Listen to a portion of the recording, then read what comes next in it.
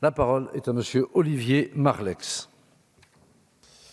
Merci, Monsieur le Président, Monsieur le Premier ministre. Dans la grave crise que nous traversons, je voudrais, au nom des députés Les Républicains, évidemment, exprimer notre solidarité et notre compassion à toutes les victimes du Covid-19 et à leurs familles. Et je veux aussi, évidemment, exprimer une pensée particulière pour la mémoire de nos collègues Patrick Devedjian et Jean-François Cesarini. La semaine dernière encore, ma collègue Virginie Duby-Muller, au nom des Républicains, exprimait notre incompréhension et regrettait l'absence d'une politique de dépistage massif dans notre pays. Le dépistage a une triple vertu. Il permet d'identifier d'abord les malades, de les isoler par rapport à leur famille, de protéger l'entourage et de ne pas attendre enfin des complications éventuelles. Les pays qui ont la plus faible mortalité, Monsieur le Premier ministre, sont les pays, que ce soit l'Asie du Sud-Est ou en Europe, nos voisins allemands, qui testent massivement. Vous avez annoncé il y a quelques jours un virage, un changement de cap. Nous nous en réjouissons, mais nous ne comprenons toujours pas votre stratégie. Vous annoncez que vous dépisterez massivement, mais pour l'essentiel en sortie de confinement, c'est-à-dire que lorsque la pandémie sera pour l'essentiel derrière nous. Vous nous parlez d'un objectif de 100 000 tests par jour, mais pour le mois de juin. D'ici là, on passerait quand même de 5 000 tests réalisés par semaine actuellement à 20 000 tests par semaine dès la semaine prochaine. Vous en conviendrez, ce n'est pas encore à la hauteur du besoin dans notre pays. Alors ma question est très simple. Qui va profiter de ce surcroît de tests supplémentaires? Êtes-vous prêt à concentrer l'effort sur les établissements pour personnes âgées? Les personnes âgées sont les plus vulnérables, les plus fragiles face à ce virus, et l'enfermement en chambre dans les EHPAD n'est pas une solution qui pourra durer bien longtemps.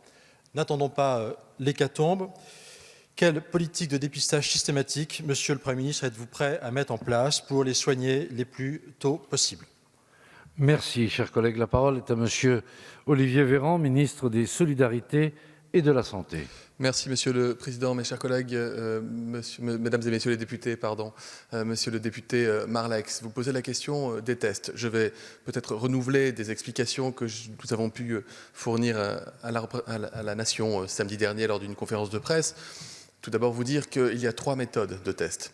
Une méthode de test dite par PCR, qui est la méthode qui est sûre, que nous exerçons en France comme dans l'ensemble des pays du monde le font sur leur territoire. Une technique qui est lourde, qui passe par des plateformes PCR, des plateformes technologiques. Nous en avons acheté de nouvelles qui sont réparties aux 4 coins du territoire national, dans les Antilles évidemment incluses.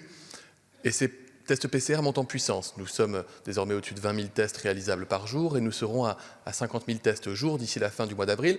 Comme l'épidémie progresse, qu'il y a de plus en plus de nouveaux malades, et notamment des soignants malades, des personnes fragiles malades, des personnes hospitalisées malades, ou des personnes en EHPAD, ou des gens qui travaillent en EHPAD, qui peuvent être potentiellement malades ou fragiles et à protéger, l'augmentation de ce nombre de tests permet de dépister systématiquement toutes ces personnes et ces publics prioritaires.